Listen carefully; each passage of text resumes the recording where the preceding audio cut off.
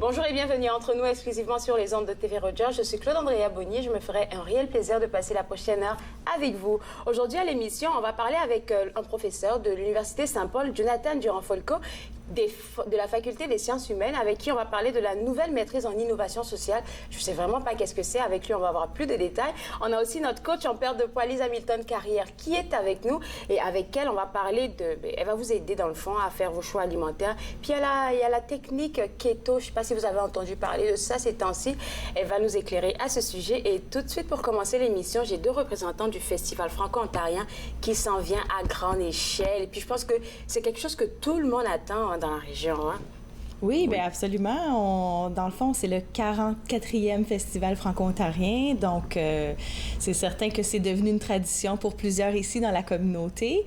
Et puis, donc, dès mercredi, parce que le festival au grand public commence jeudi, le 13 juin, mais le 12, on a la matinée scolaire avec les élèves de la 5e à la 8e année des écoles du CEPEO et du CECCE. Mais aussi, on a aussi quelques écoles des programmes d'immersion qui viennent un peu découvrir la culture francophone parce que c'est quelque chose dans leur milieu qui n'est pas nécessairement très connu. Oui, c'est ça, très connu. Puis ils cherchent des occasions aussi de se plonger dans la culture francophone qu'ils sont en train de découvrir eux-mêmes par l'entremise de leur programme. Donc, du 13 au 15 pour le grand public, puis le 12 pour notre gang de jeunes qu'on aime recevoir à chaque année. Et puis, qu'est-ce qu'ils font quand ils viennent, ces jeunes-là? Ah, ben il y a toutes sortes d'activités. C'est vraiment trippant. On a toujours on a deux spectacles, en fait. Il va y avoir DJ Un-Pierre, qui est quand même très connu de la communauté, puis les Rats Swamp, qui sont originaires d'ici, autour.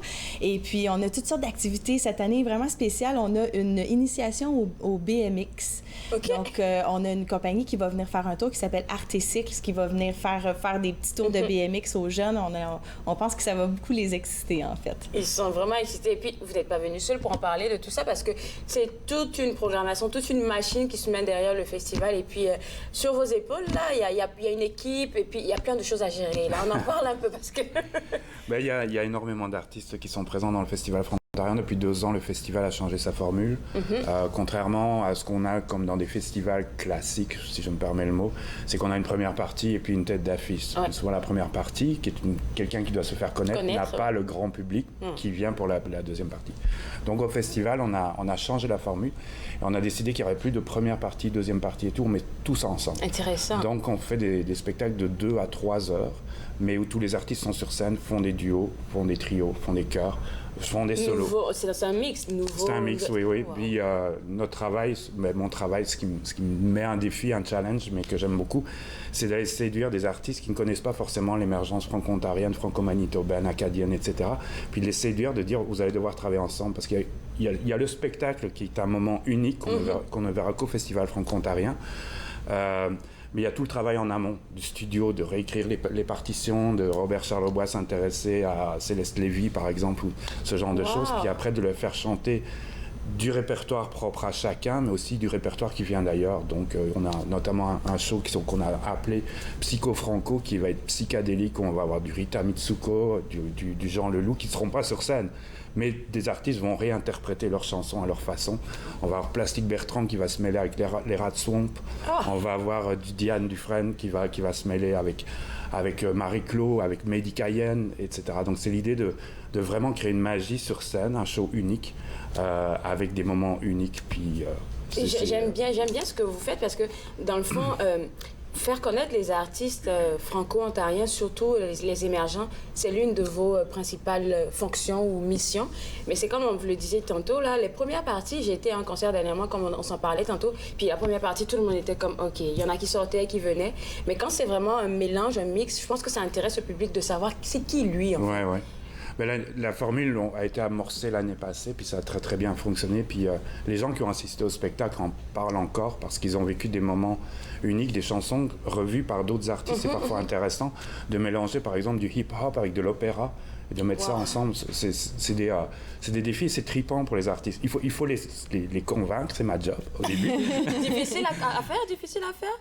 Ben oui, puis non, je dirais que souvent c'est une question d'agenda. Ouais, c'est de voir est-ce qu'ils sont disponibles, est-ce qu'ils ont le temps. Par exemple, si une artiste lance un album, elle va se concentrer sur le lancement d'album, d'abord dépenser son énergie dans les salles, après elle va passer à des festivals et tout, et pendant ce temps-là, c'est difficile d'aller la chercher pour avoir un moment exceptionnel. De lui dire, il y a 3 jours de studio pour réécrire les chansons, les répéter, les travailler, etc. Donc c'est à ce niveau-là, moi je suis quand même assez fier et content de voir qu'en cette année on a Diane Dufresne qui a accepté, on a Plastique Bertrand, Radio qui se remet ensemble pour accepter, on a Mitsu qui décide exceptionnellement, elle ne repart pas dans la chanson, il ne faut pas se tromper, de monter sur scène au Festival Franco-Ontarien, mais avec DJ Impierre. Fait que c'est comme on a ce contraste de génération qu'on met ensemble. Qui promet là ils sont en train d'écrire les chansons, puis c'est qu'il y a de belles choses, qui s'en viennent là. Je vous garde avec moi parce qu'on va aller à la pause, et vous aussi je vous garde aussi parce qu'après la pause on continue de parler du Festival Franco-Ontarien. Vous regardez Entre nous exclusivement sur les ondes de TV Rogers.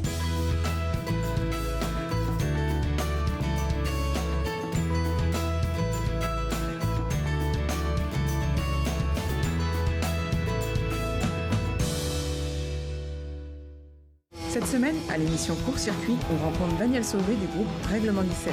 Il nous parle de leur tout nouveau spectacle lors de leur passage à Contact Ontario. Soyez au rendez-vous. Court-Circuit, vendredi 21h sur TV Rogers. Donc, je m'appelle Mélanie Bégin et puis je fais un focus à TV Rogers. Mes tâches principales seraient régie de plateau, assistante à la réalisation et caméraman, ainsi que graphique.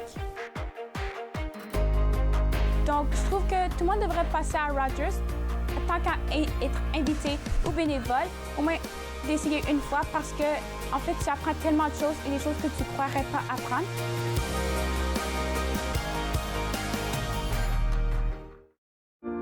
Ils ont servi pour protéger notre patrie. Plusieurs sont maintenant sans abri. Ils se sont battus pour défendre notre mode de vie. Plusieurs font maintenant face à des luttes bien personnelles. Ils ont répondu à l'appel de notre pays. À notre tour de leur rendre hommage en étant au service de nos collectivités. Aidez-nous à aider les vétérans. Devenez membre de la Légion dès aujourd'hui. Cette semaine, l'équipe de Nathan Parle se dirige vers le parc Major pour célébrer le Festival franco-ontarien avec vous en direct jeudi le 13 juin. Nathan Parle, en direct du Franco, jeudi 19h sur TV Rogers. De retour à Entre nous exclusivement sur les ondes de TV Rogers. Je suis toujours avec les 2 représentants du Festival franco-ontarien.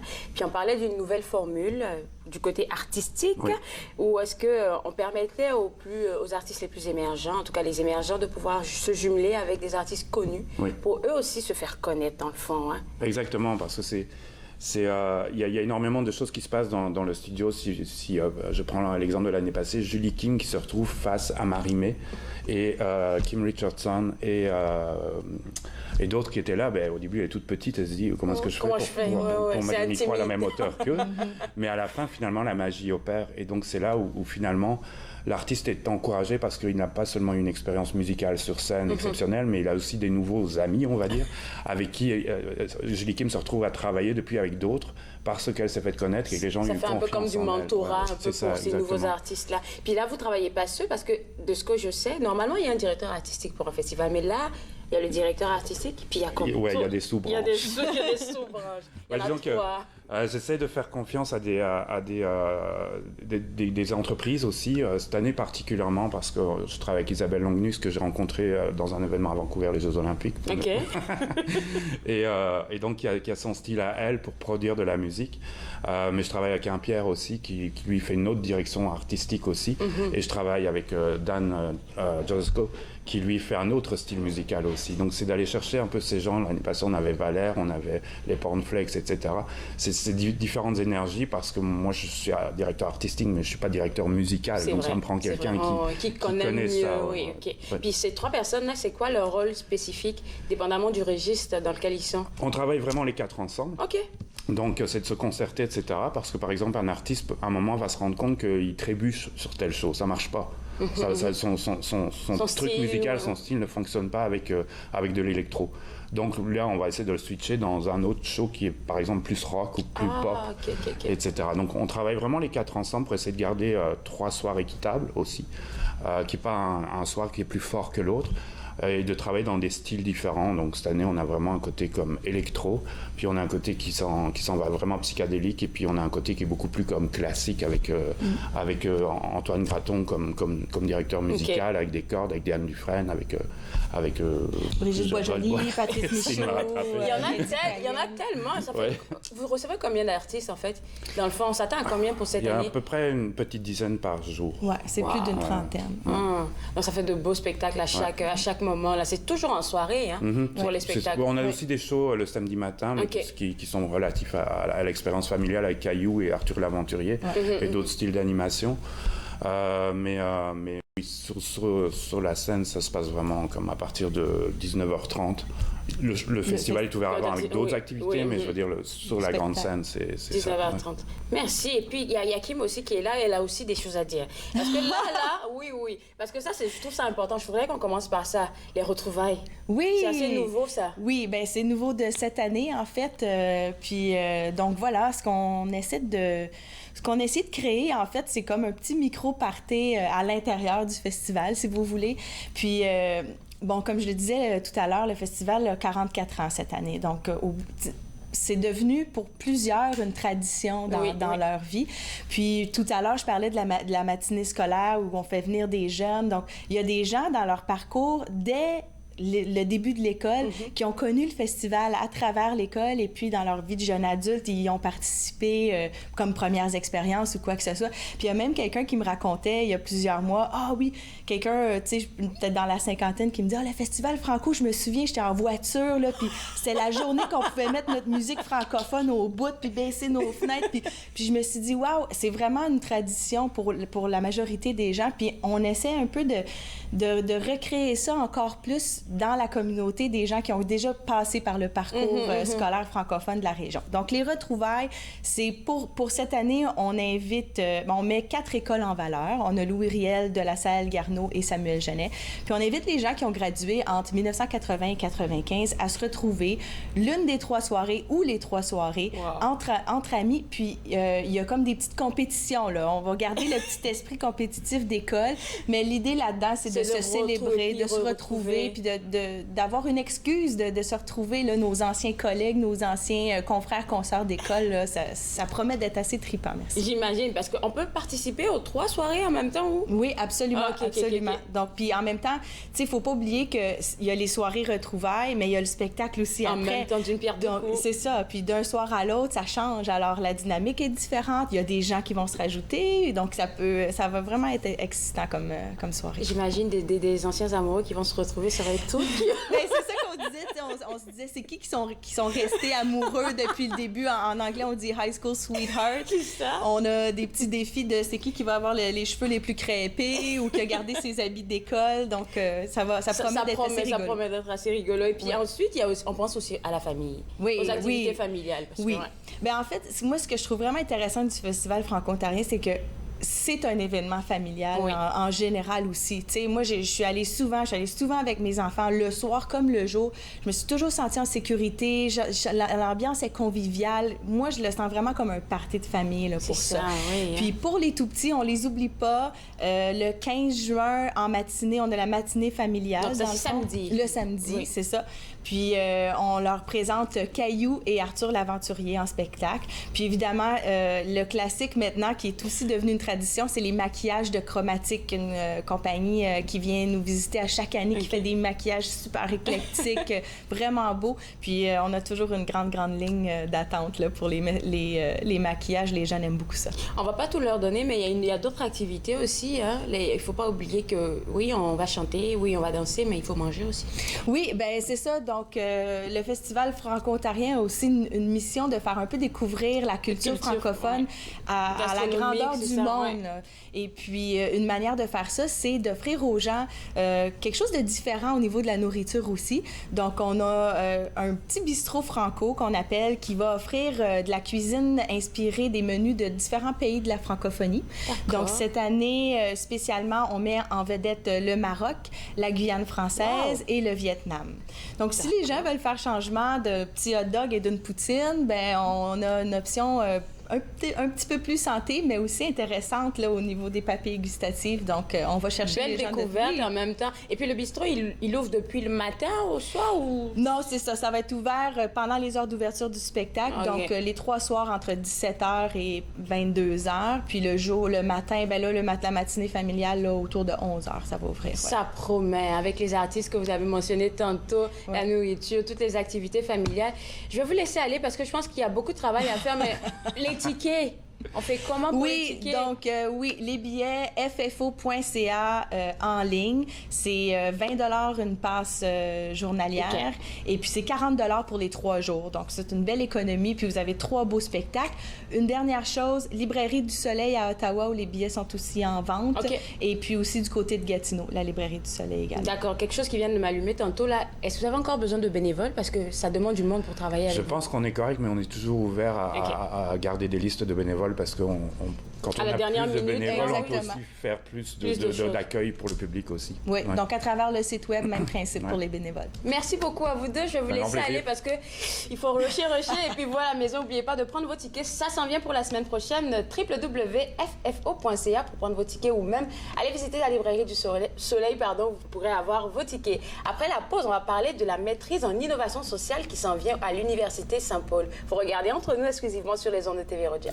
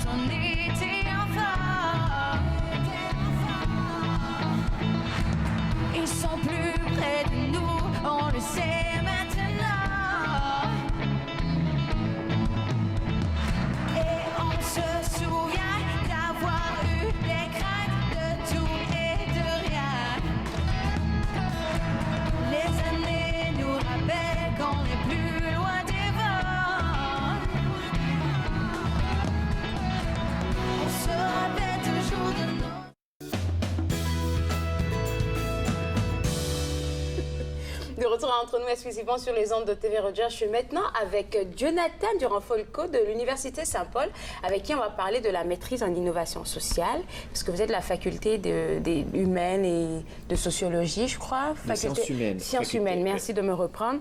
Et puis je veux juste qu'on reparte sur l'innovation sociale comme programme. Qu'est-ce que c'est? En fait, les innovations sociales, c'est un nouveau concept, mais pour des choses qui existent depuis extrêmement longtemps. C'est tout ce qui touche le développement humain, développement social, l'économie, mais qui n'est pas centré sur la maximisation des profits, mais plutôt sur la satisfaction des besoins. Ça peut inclure des mouvements sociaux, des initiatives citoyennes, des projets d'agriculture urbaine, disons, différents organismes à but non lucratif qui cherchent à lutter contre la pauvreté pour la sécurité alimentaire. Ça peut prendre vraiment des formes extrêmement diverses. D'accord. Et puis pour des personnes qui se lancent dans ça, c'est quoi les aptitudes qu'ils doivent avoir?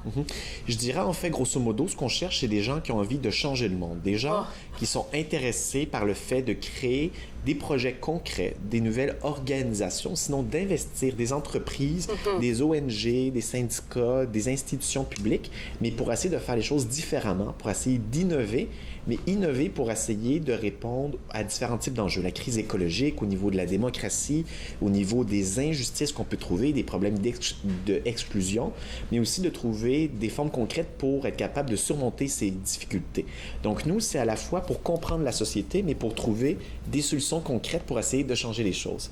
Donc on cherche des gens qui sont animés par ça et qui ont envie de faire des choses, qui sont actifs, qui sont engagés dans leur milieu de vie, dans leur milieu de travail et ainsi de suite. Mais là, comme je disais tantôt, là, quand on regarde le monde, tu as l'impression que tout est déjà fait. Tout est déjà beau. Donc, comment vous arrivez à pousser, je veux dire, les étudiants à pousser la réflexion un peu plus loin, en fait? En fait, dans le monde actuel, je sens que même dans l'espace médiatique, on sent qu'il y a des problèmes. Les choses vont bien, il n'y a pas de grande crise économique comme on peut le voir ailleurs à l'heure actuelle, mais il y a beaucoup de difficultés. Donc, c'est de voir où sont les enjeux, où sont les failles ou les brèches dans le système, essayer de comprendre pourquoi il y a des gens que même si on est une société assez riche, il y a encore des gens dans la rue, il y a des gens extrêmement pauvres. C'est vrai, par exemple. Comment on fait, par exemple, au niveau alimentaire, donc on a un système industriel, mais avec l'épuisement des sols, peut-être on pourrait envisager des systèmes alimentaires de production agricole qui seraient différents, qui seraient plus respectueux des écosystèmes. Donc, comprendre les enjeux. Donc, on a des cours pour vraiment analyser la société, mais aussi des cours, une fois qu'on a compris ça, qu'est-ce qu'on peut faire? Donc, est-ce qu'on peut créer une nouvelle entreprise sociale, une coopérative, pour essayer de faire les choses différemment? Donc, on a aussi des cours plus orientés administration, gestion et ainsi de suite aussi. Et puis, c'est quoi les cours que vous donnez qui poussent à réfléchir sur les enjeux, en fait? C'est quoi les cours? Des cours, par exemple, on a enjeux sur les innovations sociales, enjeux sur le système économique. Donc, on essaie de comprendre, par exemple, qu'est-ce que le capitalisme, comment ce système fonctionne, comment est-ce qu'il reproduit des inégalités, comment c'est un système qui est extrêmement adaptatif aussi, et comment il pourrait y avoir peut-être différentes alternatives qu'on pourrait développer dans nos milieux.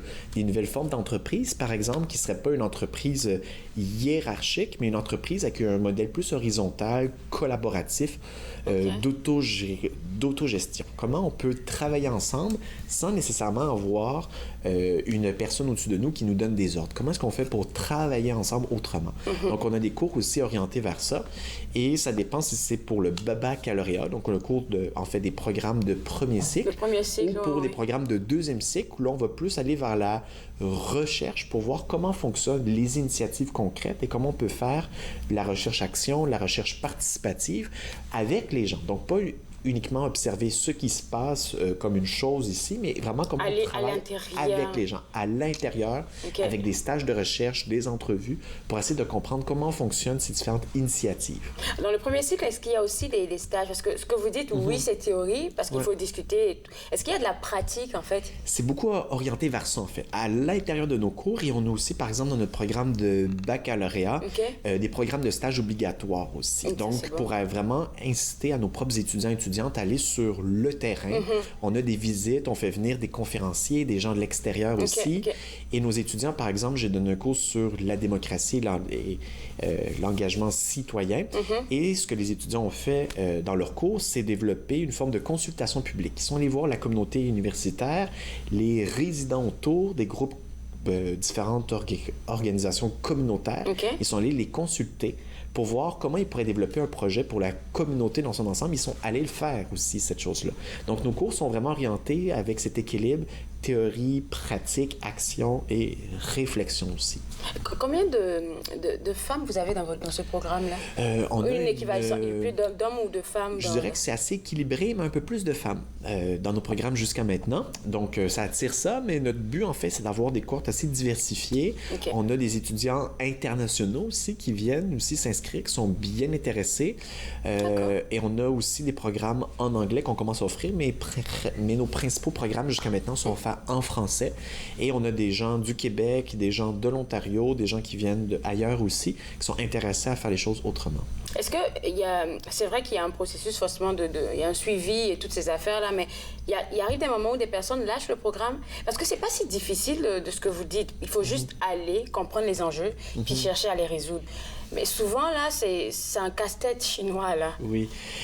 En fait, pour nous, les critères d'admission, c'est les critères de base au niveau des notes. Mais nous, ce qu'on cherche, c'est les gens qui sont vraiment animés, qui sont passionnés, qui ont envie de faire les choses différemment et qui ont envie justement d'agir, développer des initiatives, qui ont des projets concrets aussi à amener. Au début, on ne va pas exiger que la personne ait son projet complet, évidemment, parce qu'il va le découvrir au fil des cours. Oui. Mais ce qu'on a aussi dans nos cours, et ce qui permet de compléter ça, c'est un nouvel espace qu'on a créé au sein de l'Université de Saint-Paul qui s'appelle Atelier d'innovation sociale Maurice Bélanger, qui est un espace, en fait, où il y a des bureaux, où les gens peuvent venir faire différentes activités. Il y a des gens de l'extérieur qui viennent, des entrepreneurs, des travailleurs autonomes, des gens de la communauté, et qui viennent en fait faire différentes activités. Et c'est un espace aussi qu'on parle en fait d'une forme d'incubateur d'innovation sociale. Donc, c'est un espace où les gens ont des nouvelles idées. Et là, comment est-ce qu'ils peuvent agir, les concrétiser, développer, par exemple, un projet d'entreprise, une initiative sociale, comment aller chercher des sources de financement. Et avec ça, nous, dans cet espace-là, on a différents partenaires, dont le CCO, le Conseil de coopération de l'Ontario, qui vient aider, appuyer à développer l'initiative. Et on essaie vraiment de faire un va-et-vient entre des gens de l'extérieur puis des gens qui suivent nos cours aussi. Donc, en fait, il y a des gens qui parfois abandonnent peut-être. C'est comme un carrefour professionnel, en fait. Un carrefour professionnel de formation, d'échange d'idées, de créativité pour essayer vraiment de aller au-delà des frontières habituelles entre l'université, qui est souvent en vase clos, et la communauté de façon plus large. Donc, on essaie vraiment d'aller au-delà de ces divisions-là pour essayer de créer des lieux de discussion, de rencontres, puis d'échanges pour essayer de faire les choses différemment. Et je pense que vous êtes bien chanceux même d'avoir des entrepreneurs ou des entreprises qui acceptent même de venir dans cet espace-là parce que ça permet aux autres d'apprendre, en fait, de qu'est-ce qu'ils ont besoin. C'est ça. Donc, nous, à peu près toutes nos approches dans tous les programmes de premier cycle, deuxième cycle, c'est vraiment cette approche-là interdisciplinaire entre la théorie et la pratique, entre les gens de la communauté, des gens qui suivent des cours. Et notre but, c'est que les gens qui sortent de nos programmes, soit qu'ils vont aller se trouver un emploi dans un milieu ou créer leur propre emploi ou aller travailler avec des gens qui existent et qui font des choses aussi actuellement. Ils sont bien, mais merci, je vous garde avec moi. Après la pause, nous, on revient et puis on va vraiment parler, se focus sur la maîtrise qui s'en vient en innovation sociale. Vous regardez Entre nous, exclusivement sur les ondes de TV Rogers.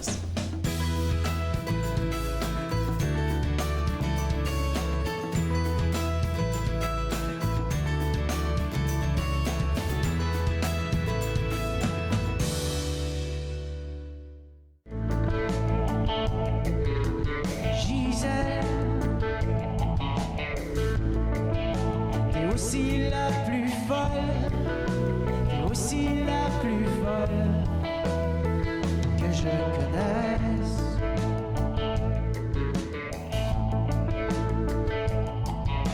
Mais Gisèle,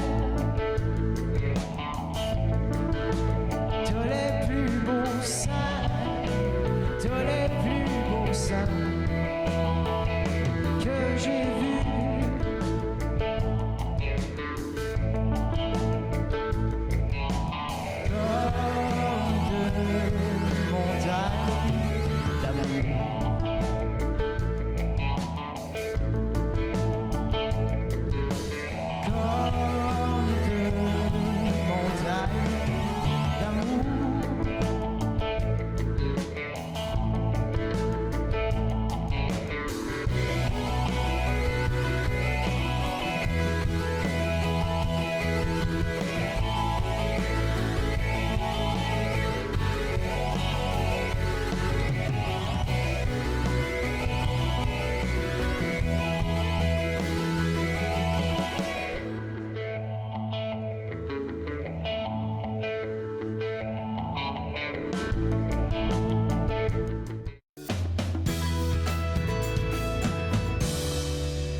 Retour à Entre nous exclusivement sur les ondes de TV Rogers. Je suis toujours avec notre professeur Jonathan qui vient de l'Université Saint-Paul. Puis là, maintenant, on va parler vraiment de la maîtrise en innovation sociale parce que c'est tout frais, là. C'est officiel depuis juin? Là, elle est en voie d'approbation et on est déjà en train d'ouvrir les différentes inscriptions et les gens peuvent s'inscrire pour l'automne prochain. Donc, ça va être vraiment la première cohorte. Puis, on invite des gens du Québec, de l'Ontario, Canada, de l'Afrique, de l'Europe à venir s'inscrire s'ils le veulent pour ce programme de recherche qui portent sur les innovations sociales dans leur diversité. Donc, ça peut être sur la gestion démocratique, sur des initiatives citoyennes, sur des mouvements sociaux de contestation, sur des initiatives de développement économique communautaire, des projets de développement international aussi. Donc, ça peut prendre diverses formes. Donc dans la maîtrise, il y a vraiment comme différentes branches, là, dépendamment des recherches, en fait.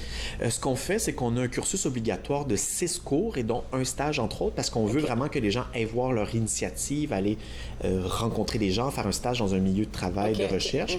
Et sinon, aussi, par la suite, ce qu'on a, c'est qu'on a un petit centre de recherche qui est le CRIT, le Centre de recherche sur les innovations et transformations sociales. Et avec ce centre, en fait, on a différents axes. On a des axes émancipation, axe action sociale, axe gouvernance et gestion démocratique, un axe sur la recherche engagée.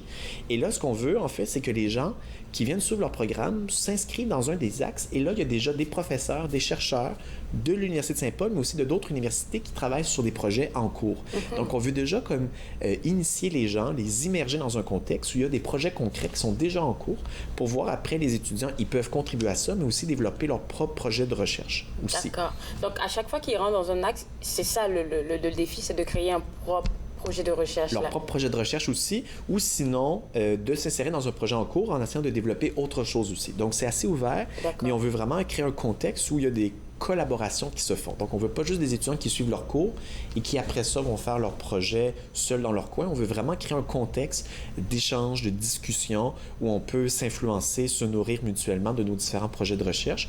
Puis, chaque personne qui va venir étudier avec nous va avoir son projet qu'il va devoir développer avec son projet de thèse et éventuellement écrire un mémoire long, donc sur 100 pages, et on va donner des outils, comment est-ce qu'on peut créer leur projet de recherche. Donc, comment on fait pour définir la problématique, comment on est capable vraiment de construire un projet qui se tient bien. Puis on a des cours pour ça aussi, où les étudiants, dans le cours, peuvent élaborer leur propre projet qui les intéresse personnellement. Et puis là, les professeurs aussi sont là pour les appuyer, pour les accompagner. Fait que pour le projet de recherche, je peux décider de travailler pour une entreprise de la place ou même un organisme non gouvernemental pour développer mon projet. Ça dérange rien du tout? Ça peut être ça. Ça peut être un mouvement citoyen. Par exemple, actuellement, il y a des jeunes qui militent pour le climat, l'environnement. Ça peut être un objet de recherche aussi.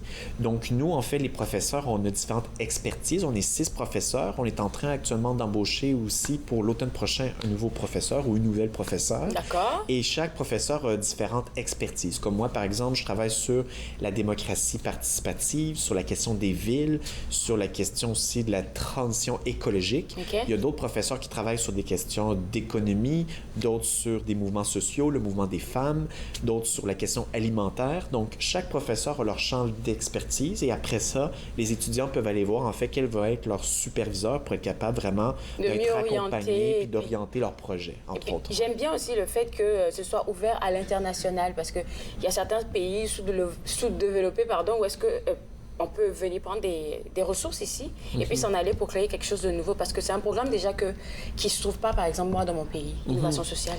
De plus en plus, en fait, le champ des innovations sociales est en train de naître. Il y a des petites écoles, départements, programmes qui commencent à éclore à différents endroits. Mais on est la première école d'innovation sociale, le premier département, qui est entièrement consacré à ça, à tous les cycles d'études. Et on a déjà, en fait, des étudiants africains qui viennent du Congo, du Burundi, entre autres, qui suivent nos cours et qui disent, nous, on vient chercher des outils concrets pour après ça revenir dans notre milieu, dans notre société, pour faire les choses différemment, développer des projets concrets. Donc, on a cette forme-là de circulation des idées, des connaissances qu'on essaie d'amener pour vraiment essayer de faciliter, apprendre ce qui se fait ailleurs aussi, parce que nous, on a beaucoup à apprendre. Donc, on est vraiment un peu dans cette approche-là, vraiment. Puis, quand on termine pour le master, là, c'est vers quoi comme carrière que l'étudiant peut s'orienter après la maîtrise? Après la maîtrise, c'est extrêmement ouvert. Je dirais que les gens même qui viennent nous voir peuvent venir de différentes disciplines, que ce soit des sciences sociales, les sciences de la gestion, qui viennent du marché du travail, mais qui ont une expérience aussi. D'accord. Ils peuvent faire une demande, dire sur quel projet ils ont envie de travailler comme tel. Et s'ils ont un diplôme de premier cycle, ils peuvent arriver. Et par la suite, ça peut mener à différentes avenues. Par exemple, il y a des gens qui vont vouloir se trouver un emploi dans une entreprise ou qui vont vouloir, par exemple, créer leur propre entreprise d'économie sociale, où ils peuvent aller travailler après ça dans un milieu communautaire syndicat dans la consultation pour aider les entreprises à faire les choses différemment. Ou sinon, encore, ils peuvent poursuivre aux études supérieures. On n'a pas encore notre programme de doctorat, mais on va le créer, où ils peuvent suivre une discipline différente s'ils veulent devenir professeur d'université, faire de la recherche, de l'enseignement par la suite. Donc, c'est extrêmement ouvert. J'aime bien que ce soit des gens qui sont déjà au travail, comme des travailleurs, puissent entrer dans le programme pour la maîtrise, mais on a parlé de premier cycle. Il faut qu'ils aient des aptitudes du premier cycle. Ça peut être... Premier cycle. Il faut qu'il y ait au moins un diplôme de premier cycle dans diverses disciplines. Si jamais ils n'ont pas assez de cours, on a la possibilité de suivre des cours optionnels aussi pour faire une remise à jour. D'accord. Mais on est ouvert avec des gens qui viennent de diverses disciplines. Vu que les innovations sociales, c'est pas un champ en soi, c'est pas la philosophie pure, c'est pas la sociologie, c'est quelque chose qui est très dynamique, très ouvert. Mais après, on peut voir les gens en fonction de leur intérêt de recherche, ils sont à leur place et on a des petites entrevues avec eux juste pour voir vraiment... Pour voir le niveau. Le niveau, puis voir s'ils sont bien à leur place et c'est vraiment ce qu'ils ont envie de faire.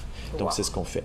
Et pour l'instant aussi, ce qu'on est heureux pour la première année, on va avoir des bourses. Donc, on a 8 bourses de 20 000 $ qu'on doit offrir pour essayer vraiment de lancer le programme. Ouvert à tout le monde, les bourses. Ouvert à tout le monde. Donc, il faut écrire une lettre de motivation, un projet de recherche embryonnaire. Puis après ça, on va étudier, on va essayer de sélectionner, en fait, les candidatures qui sont les plus intéressantes pour ça.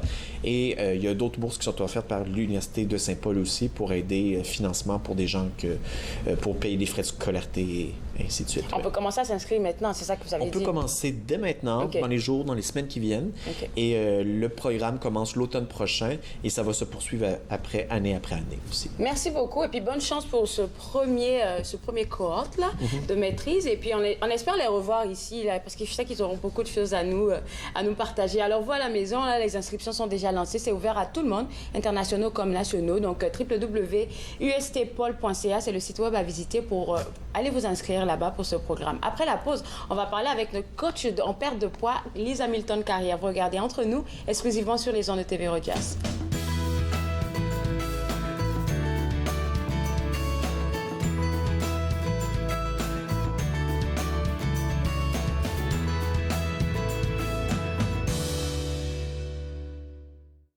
Je n'ai rien dit, cela par coutume.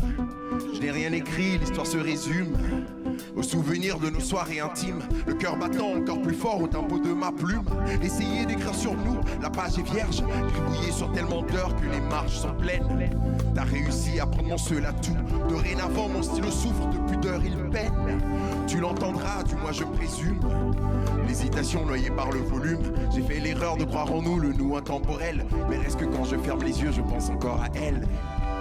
Erreur et lapsus, obtus et confus, de cette peur préconçue, mes lapsus me consument. Erreur et lapsus, obtus et confus, de cette peur préconçue, mes lapsus me consument. Parti solo mettre le feu dans le château de cartes, je t'ai menti, mais pas qu'un peu. L'histoire bien ficelée tenait toutefois par un cheveu. Une fois cela compris, dorénavant c'est sauf qui peut. Perdu, j'ai ce cheveu sur le bout de la langue. Conçu un jeu de mots et qu'à cela nous tienne. Confus à ton insu, mais remords il tangue. Connu, la vérité est plutôt draconienne. Ah, j'ai ton parfum coincé dans la gorge comme un effet boomerang. Des regrets j'en regorge, mon ego que j'égorge. Pour toi je l'assassine, je garde encore mon yin. Mais t'es parti avec mon yang, parti sur un coup de bain. Ton coup de feu j'ai pris en plein cœur comme une balle. Encore coincé dans la toile, tout ce que je n'ai pas dit. Et enfin je l'ai écrit, mais cela par coutume. Si à toi je... De retour à Entre nous, exclusivement sur les ondes de TV Rogers. Je suis maintenant avec notre coach en perte de poids, Lise Hamilton-Carrière. Puis maintenant, là, je me sens pas tellement coupable quand tu reviens. Avant, je mangeais tellement de riz, je te dis. Je commençais à réduire. Réduire, pas effacer, mais réduire. Je te félicite. Je te félicite. Aujourd'hui, on va essayer de nous donner des informations sur notre mode d'alimentation, ouais, avec cette nouvelle méthode qui est arrivée depuis peu, là, le keto. C'est ça. Alors, je voulais vous parler de ça parce que c'est comme une révolution. On en parle partout. J'ai ramassé récemment un pamphlet comme ça, la diète céto, qu'est-ce que c'est, comment calculer, quel supplément prendre. Et les gens repartent avec ça, pensant que c'est une solution. Là, ils sont équipés, ça va changer leur vie. Et puis... Tout n'est pas toujours beau, là. Ça, c'est la vérité. Non, c'est ça. Et c'est ça. Donc, on leur donne juste un peu d'informations pour qu'ils se sentent en confiance. mais pas assez pour qu'ils réussissent. C'est pour ça que j'aime quand tu viens là. Ah, t'es gentil, merci. Alors, comment ça fonctionne déjà, cette méthode keto? Alors, en français, je vais juste faire une distinction, parce qu'en français, tout le monde dit keto, mais en français, c'est céto. Céto, parce que le mot en français, c'est cétogène. OK? Alors, qu'est-ce que c'est? C'est le corps, il a 3 sources de carburant. C'est un peu différent de notre voiture qui, quand on manque d'essence, on doit attendre que le CA vienne nous en amener. Mais le corps, il en a 3 sources. La première source vient des glucides qu'on mange. Donc, toutes les formes de sucre confondues, les sucres sucrés, les sucres salés, les sucres raffinés, les sucres non raffinés, ce sont des glucides. Alors ça, le corps, il fait un carburant avec ça qu'il appelle du glycogène. OK? Et c'est ça quand on bouge, c'est ce qu'on brûle. C'est du glycogène. Quand il manque de glycogène, il se tourne vers la deuxième source. Et la deuxième source, c'est les protéines. Alors, si il n'y a pas assez de protéines qui rentrent dans le corps, il va se servir de nos propres protéines qui sont notre masse musculaire. Et c'est là où il va tirer les acides aminés des muscles dans une réaction chimique qui s'appelle la gluconéogénèse, qui est un grand mot pour dire gluco, c'est du sucre, néo, c'est nouveau, genèse, c'est le mot de la création. Il va créer une nouvelle sorte de sucre qu'il peut utiliser comme carburant. Et c'est seulement que qu'en troisième et dernier recours, parce que le corps, il laisse aller ses masses graisseuses avec grand désaccord, c'est là où il va prendre la masse graisseuse qui va convertir en corps cétonique de la diète cétogène et il va, à travers encore la gluconéogénèse, fabriquer un carburant qu'il peut utiliser comme si c'était des sucres. Okay? Et c'est ça. Donc, le but de la diète cétogène, c'est d'éliminer en grande partie les glucides et après qu'on a passé à travers Alors, la diète cétogène, c'est quoi? C'est un vraiment très faible entrée de glucides, une entrée modérée de protéines. Alors, on donne au candidat le minimum de protéines dont le corps a besoin. Et là, le corps n'a pas de choix. Il doit forcément se tourner vers sa masse graisseuse pour aller chercher les corps cétoniques qu'il convertit en carburant. Et c'est pour ça que les gens perdent beaucoup de poids. Ceci dit, perdre du poids, c'est pas le seul objectif. Il faut être en santé aussi. Oui, c'est ça.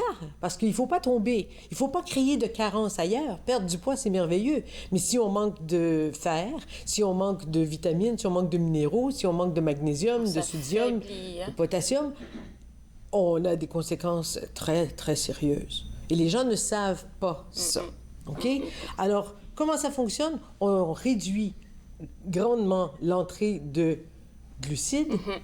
On donne de façon mesurée combien de protéines pour, évidemment, redorer notre propre masse musculaire, mais on finit par se retrouver en cétose. Alors, voici une chose intéressante. Il y a des produits sur le marché qui s'appellent des corps cétoniques. On achète ça en poudre, on ajoute ça à de l'eau, on boit ça. Et les gens, alors comment on vend ça? C'est, prenez ça, vous allez être en cétose, parce qu'on va le donner.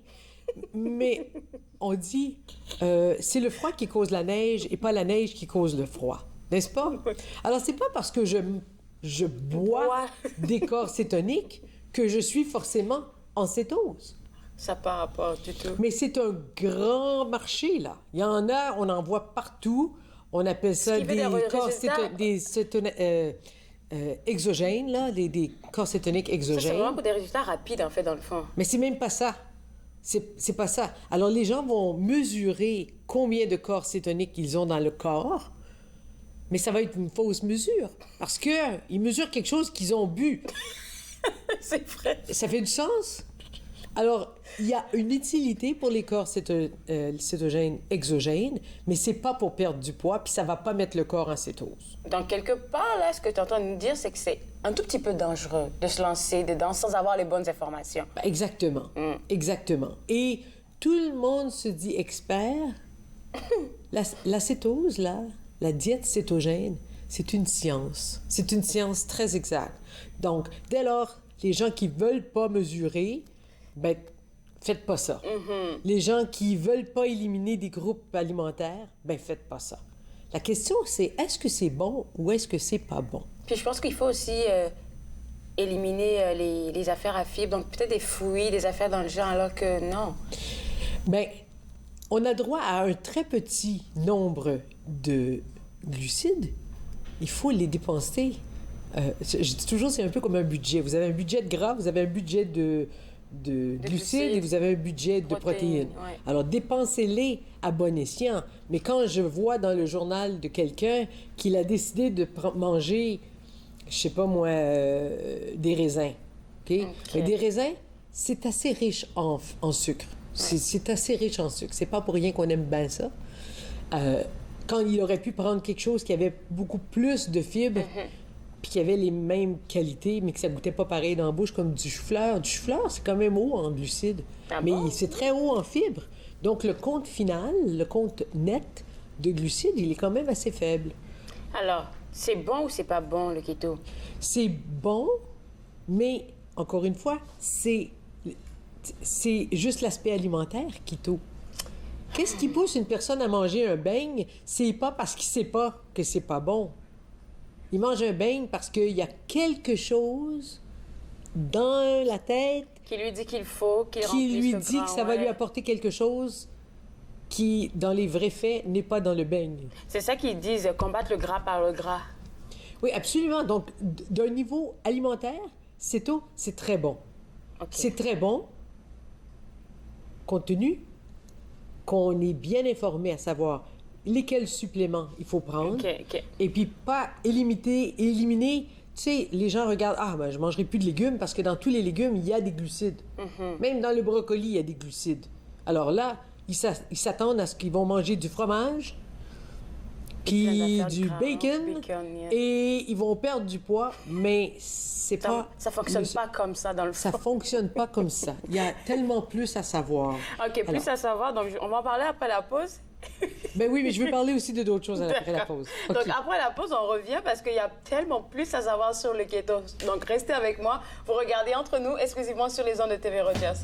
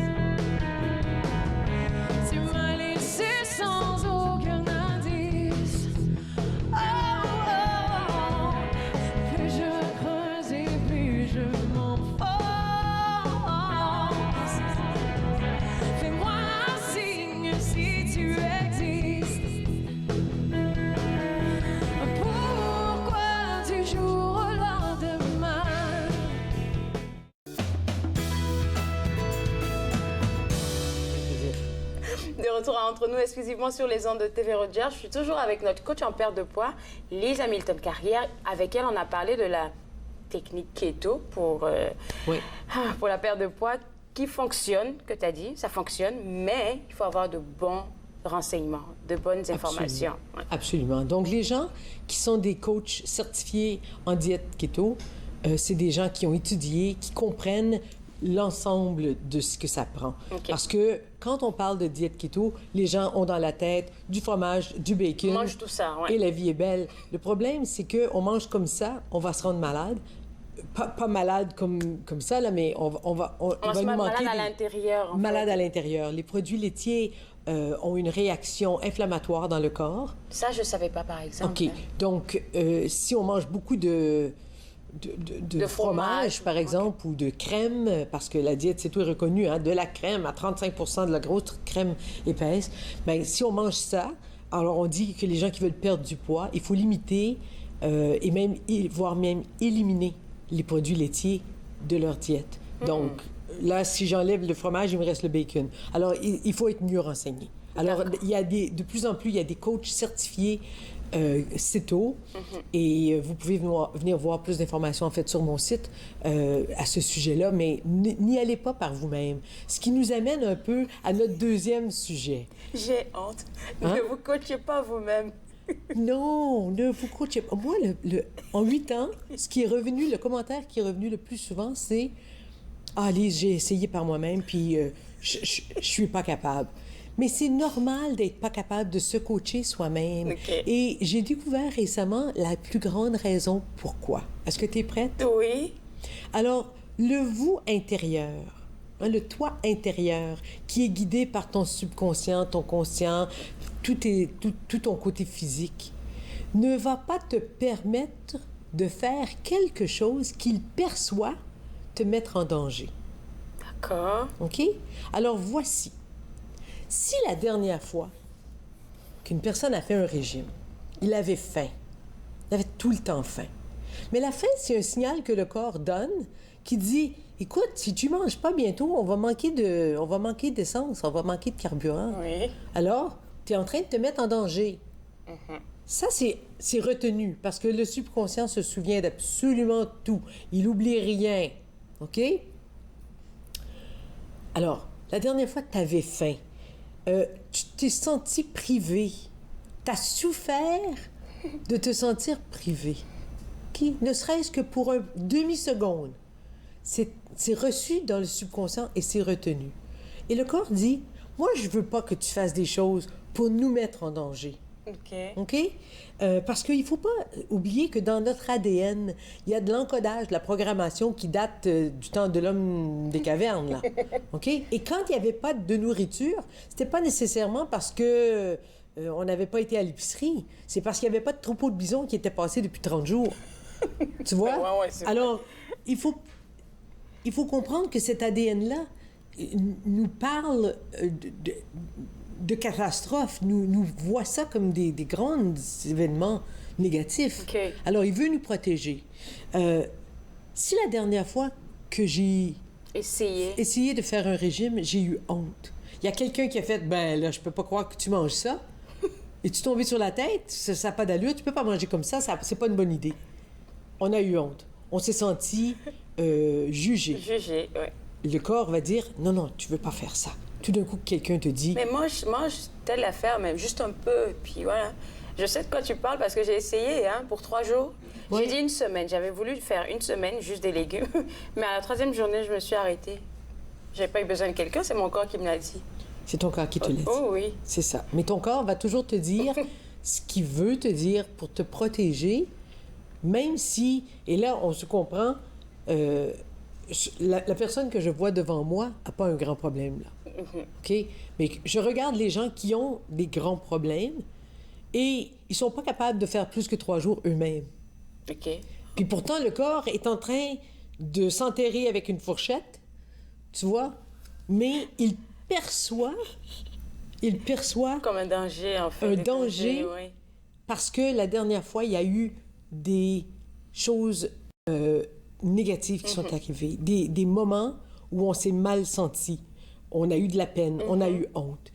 Et une des choses qui arrive bien souvent, c'est les gens ont réussi, ils avaient perdu du poids. Pendant le temps qu'ils étaient minces, il y a quelque chose de très tragique qui s'est produit. Ça peut être la perte d'un être cher, ça peut être la perte d'un emploi, ça peut être un divorce, ça peut être... On replonge là, du coup. Et non seulement qu'il replonge du coup, mais voici ce qui arrive. Dans le subconscient, on attribue qu'on était mince quand c'est arrivé.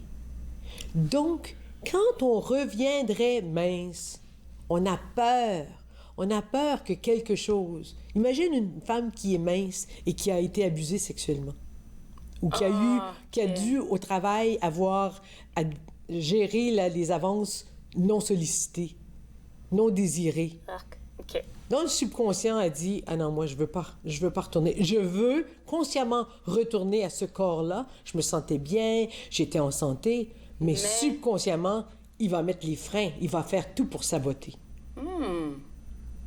Donc, il faut travailler avec quelqu'un d'autre pour qu'on puisse valider au fur et à mesure qu'on est encore sur la bonne piste. Autrement, on ne peut pas faire ça. Même essayer un tout petit peu, là? Mais c'est sûr que tout ce que tu fais de bien... Arrivé un moment, il y a un blocus, là. Ça oui, il y a un blocus. Ouais. Alors, quand on travaille avec quelqu'un, on peut aller gratter sous la surface pour trouver... Ça vient de où, cette problématique-là? C'est quoi le danger perçu? Qu'est-ce que le corps... De quoi il a peur? Wow. Parce que consciemment, on voit bien que ça ne va pas nécessairement arriver. Hein? Je parle, il y a une artiste, je la nommerai pas parce que... mais on l'a connue dans sa vie d'artiste, toujours grosse. Et après elle, dans son cœur, tout ce qu'elle voulait faire dans la vie, c'est chanter. Il nous reste 10 secondes, oui. OK, mais elle est devenue une grande artiste et elle ne le savait pas, mais elle avait peur du succès. On en parle, on continue de cette histoire après la pause? Oui. Alors, nous, on revient après la pause pour encore des astuces pour vous à la maison. Vous regardez Entre nous exclusivement sur les ondes de TV Rogers.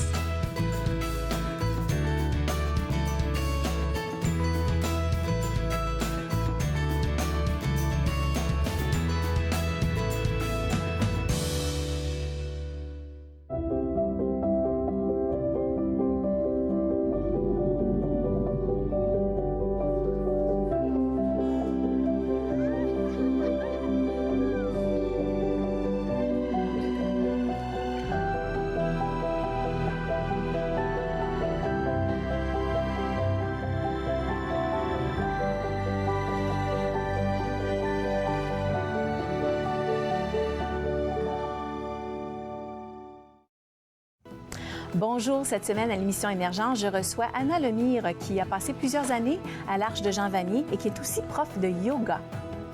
Émergence, dimanche 19h30 sur TV Rogers. Mon grand, il faut qu'on parle de potes. J'ai peur, puis je veux surtout pas que tu te retrouves dans la rue. Est-ce que c'est tellement... C'était si pire que ça? Ben, ton fils pourrait réagir comme ça. Fait que tu devrais être moins dramatique. Puis tu lui dis que t'insistes parce que tu l'aimes. OK, merci. Veux-tu pratiquer quand il va te dire que toi aussi t'en as déjà pris? C'est pas évident de parler de cannabis. OK. Pratiquez-vous avec nos ados avant de parler aux vôtres. Ici, je vais mettre des arbres. C'est un jaune brun. Le peintre des 4 saisons, samedi 13h30 sur TV Rogers. De retour Entre nous exclusivement sur les ondes de TV Rogers, toujours avec Lise Hamilton-Carrière, notre coach en perte de poids. Puis tu parlais de cette histoire de cet artiste-là qui a... Oui, c'est ça. Donc, elle voulait juste chanter, mais son gérant lui a dit, écoute, avec ton talent, je vais faire de toi une vedette internationale. Et elle a eu très peur. Et elle s'est mise à manger des chocolats. Pendant toute une année, elle a pris comme 100 livres. Alors, on se sabote quand on a peur. De quelque chose. Puis il faut trouver de quoi on a peur. Donc, écoute, l'industrie de perte de poids, est-ce que c'est... À chaque fois que t'en parles, oui, vas-y. Ben, j'utilise le mot industrie, il faut comprendre. On fait de l'argent dans cette industrie-là, beaucoup d'argent. Est-ce que c'est partie du problème? Est-ce que c'est partie de la solution? Selon qu'on offre une approche globale, multidisciplinaire, pas juste axée sur la nourriture ou axée sur le corps. Ce qu'on doit toujours se rappeler, c'est que en cas de doute ou en cas de je sais plus de quoi, il faut être accompagné par un professionnel. Tout à fait. Puis, est-ce que tu peux nous rappeler rapidement ton site web? Oui, foodwisewl.ca. Merci beaucoup d'être passé avec nous. Bon week-end à toi. Puis bon week-end à vous aussi. J'oubliais de mentionner que j'ai été habillée aujourd'hui par Nathalie Coutou. Je ne sais pas si on peut voir la robe. C'est tellement beau. Là. Je vous invite à vous à la maison. Allez visiter le magasin. C'est vraiment sur Wakefield. C'est extraordinaire. Là. Il y en a de tous les âges, pour tous les goûts, pour toutes les couleurs. Donc, allez la visiter un tout petit peu là-bas et puis prendre une bonne marche. C'est très beau là-bas. Alors, on se voit lundi. Je vous souhaite un bon week-end. Bye!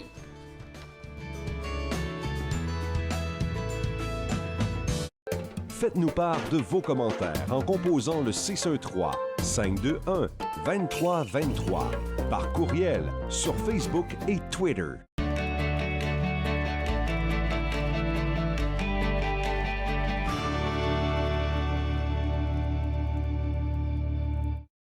Moi, je m'appelle Alexandre Belki et je travaille comme bénévole. Et moi, je préfère faire le CG, autre que des caméras ou les autres affaires.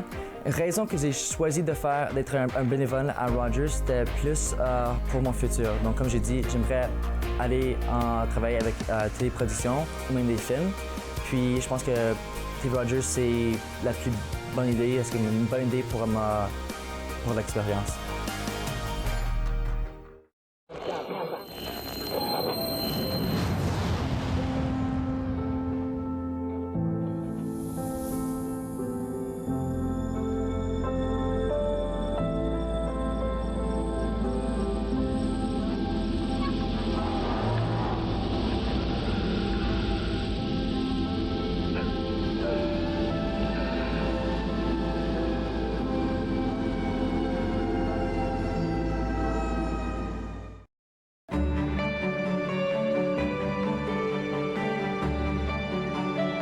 Vous regardez TV Rogers, Ottawa.